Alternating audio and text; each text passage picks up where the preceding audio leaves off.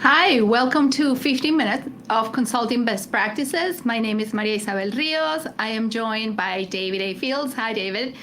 And before we get started today, type in the comments the name of your favorite song. So let's see what kind of music styles we got going on today on this beautiful Monday. As the comments come in, Deidre, can you please pull up the first question? All right. So, our first question for today is, what do you think of naming services, products offered by your eponymous firm something unique to promote spinning them off to sell in the future? And this question is by Catherine. Thank you, Catherine. David, what do you think? But do you want me to jump in? You want to jump in on this one? Well, we have an eponymous firm, We right? do. Named after you. So thank you, Renee. We're the champions is a good choice. Yeah, by Queen. That's true. We do have an eponymous firm. And we had an article about this, which I think spurred the question. I'm a big fan of what we call handles, of naming certain things, not everything.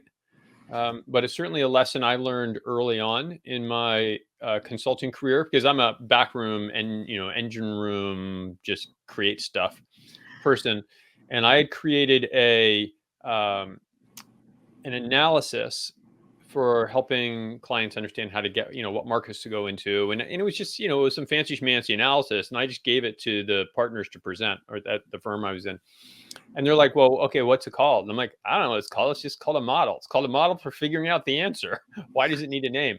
And they proceeded to name this thing the VQ model, vertical quotient model, and just sold the heck out of it because it was named. I think folks have names for all sorts of things, and it does make them sellable.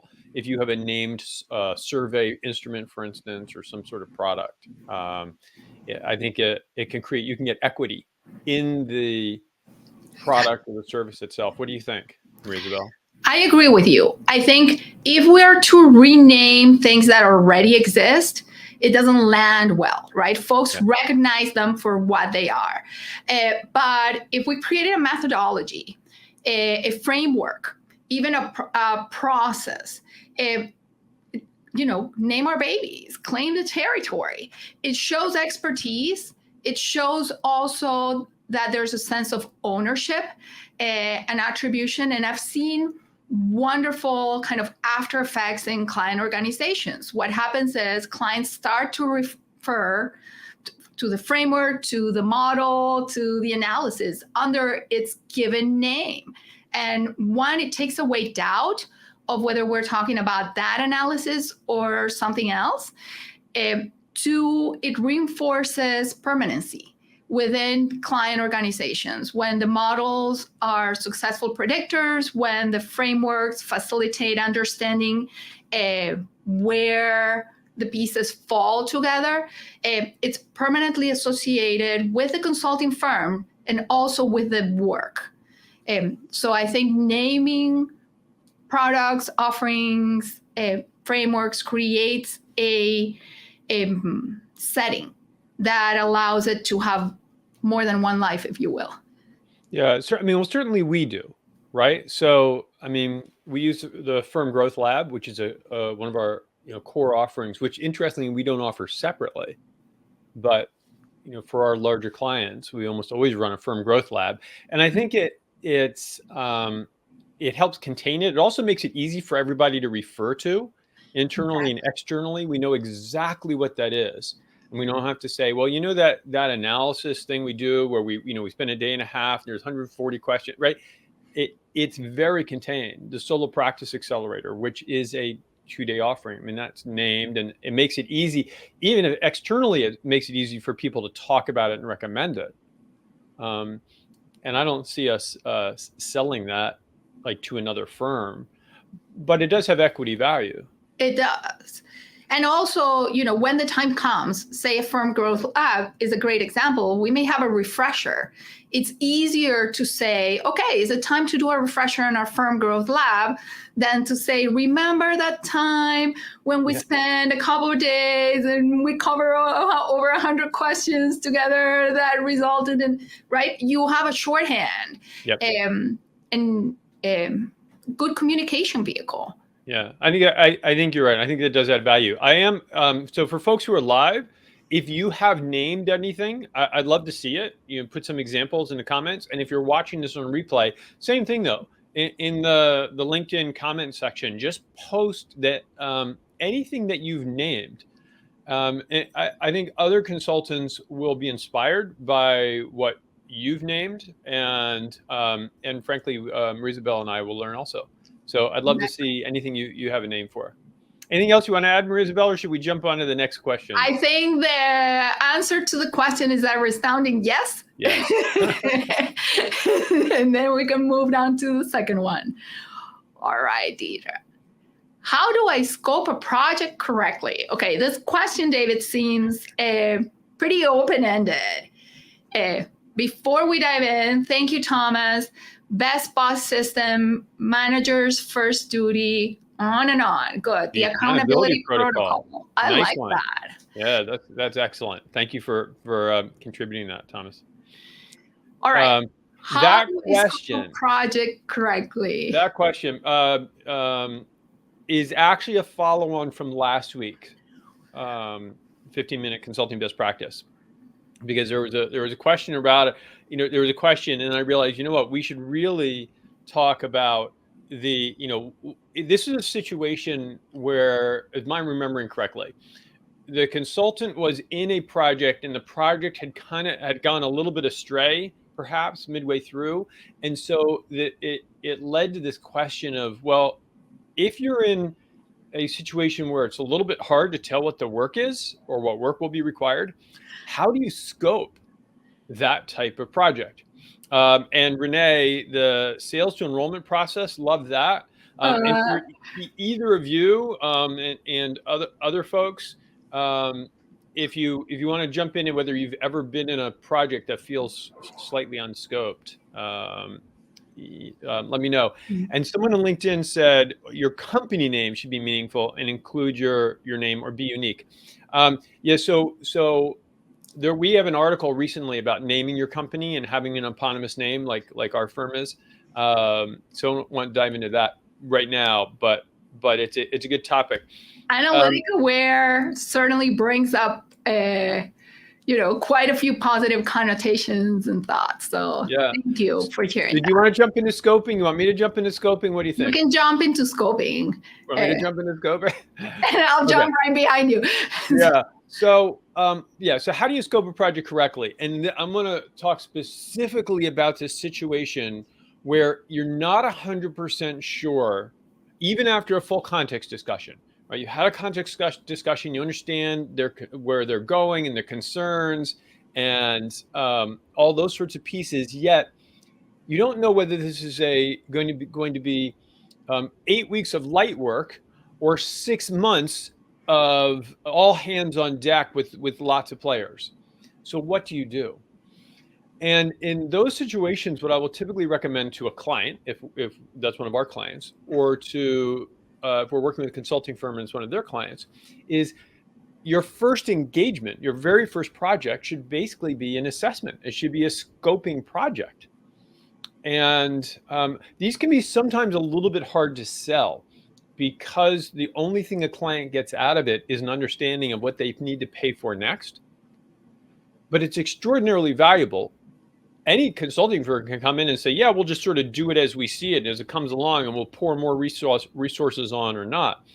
A partner, though, says, let's figure this out. Here are the variables. Here's why we're not 100% sure the size of your project. So let's jump in and sort it through. Marisabel, agree, disagree? What do you think? I agree. I also think, for example, when we do strategy, and, those of us who have done strategy pieces, we know there's an element of determining the strategy. And then out of the strategy come priority initiatives. hopefully they are prioritized, and there's a handful of priorities for the first 6 months or the first year. I think there's room in the alternatives to say we don't quite know what the 5 priorities will be. And we'll decide together, but we can take on one of those, right? In a contained 3-month engagement, where we will ensure you get ROI by focusing on one of your, say, top 3 priorities. Even if the client takes on priority number 1, can you come in as a consultant and say, I don't quite know what priority number 2 and priority number 3 are, but I can commit my resources ahead of time. I'm not going to leave you hanging with a strategy, or I'm not going to leave you hanging with a discovery. I am committing resources and securing resources from our team and breadth of mind to actually support you.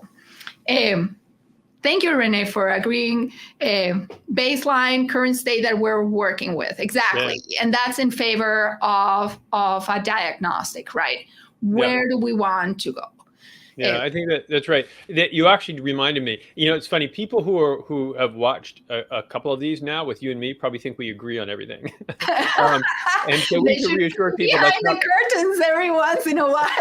That's not always the case. Like on the comp plan we're developing, it does remind me for one of our clients, rather than doing a diagnostic where we recognize there were very specific factors that might change the scope, we built that into the proposal. And so he works with the SaaS industry. And so we said, if these kind of things show up, your scope will have to change. We'll have to talk about, adjusting it. So that also, if you know what might change scope, you could work something like that in. Fair. Should we try to handle one more? What's the crowd think? Let's try to handle one more. Deidre, what's the next question?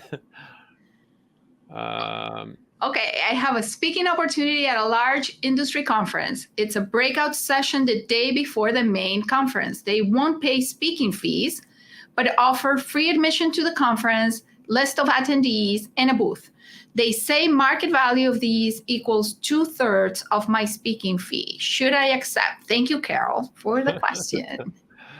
Yeah, and I know who Carol is. You want me to jump on that one? Sure, go ahead. You know I have my opinion. It may or may not align. Well, I'll be quick then. And again, folks, feel free to chime in and say, oh, I've been there, haven't been there, yes, no. Put your opinions in also. So as a general rule, the real key, the reason is, why are you speaking? You're speaking to clients. And therefore, if you are in, on a stage in front of 40, 50, 100 A1 prospects, really good prospects, then you might want to do that. Otherwise, you don't want to do it. And what they're offering in the booth, I wouldn't want a booth, but that's just me. So I think for her, and the advice that I did give her, and because we brought this forward from someone who had asked the question, was, only if it's going to put you in front of prospects. What do you think? And how many, right? It's true that speaking is free marketing. Its usefulness in comparison with a speaking fee, right? The value of it depends entirely on your audience. So we are assuming this is an event where you would get enough marketing out of it, right? You will get filmed, you will get promotion, you will get included in the promotion, your own promotional materials, all of that. And I'm happy to see that we have differing opinions in the comments. So that's delightful. Exactly. Yeah. Assuming the event has your prospects, and if you don't have a reason not to say yes, then yes, but with caveats, right? If a booth is not useful, then say pass on the booth. And maybe you can land somewhere in between, right? Can they pay for your logistics? Can they sit you at a fireside chat in addition to your speaking event where you have more opportunities for one-on-one? Push back a little bit. Right. Yeah, but again, it is time. And so to spend time not in front of prospects probably isn't a great idea. This is crazy. We've already hit the almost the 15-minute mark here. So before all of you go, before we turn into pumpkins, if you're not connected with Maria Isabel and me, please do connect with us on LinkedIn. Deidre's put our stuff over there. If you don't get the weekly articles, subscribe. They're at the very least you get to see stick figures, so that's worth doing. And you can see people are submitting questions. We want to hear from you also, so please submit your questions. You can do them on LinkedIn. You can submit them to info@davidafields.com, and those both work. Maria Isabel, thank you for being here. Thank you, David. And thank you all. Every one of you for your participation. You have there's quite a lively discussion in the comments with different point of view, and of course, you're all right.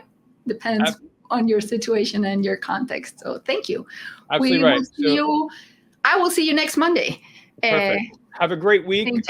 Remember, everybody, consulting is about them, your clients and prospects. So give them value and give them kindness. And Maria Isabel, we'll see you next week. Exactly. Looking forward to it. Bye.